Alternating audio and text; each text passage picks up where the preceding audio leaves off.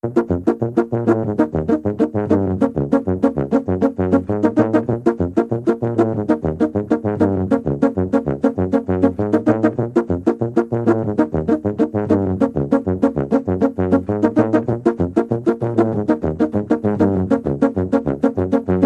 bin auf der Autobahn und denk unter Auto fahren drüber nach, was alles passiert ist letzte Woche.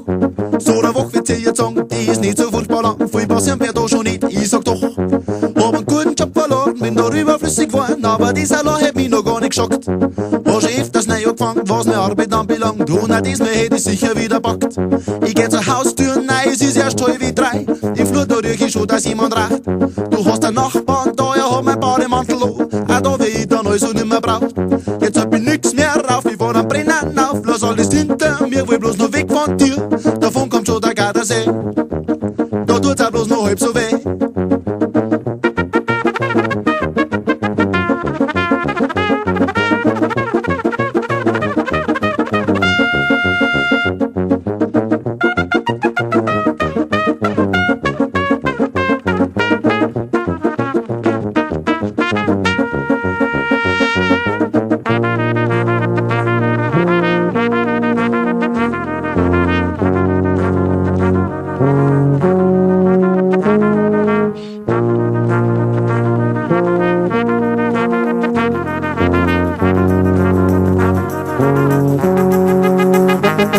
Vorne ist die Straße frei, durch eine laute Musik rein, und ich tritt so fest ich kann aufs Gaspedal. Will so weit wie möglich hinaus aus dem ganzen Irrenhaus, und wo ist mir dann verschlagt, das ist mir scheißegal. Bei der ganzen Raserei ziehen die letzten Jahre vorbei, und die sind gar nicht so zufrieden gewesen.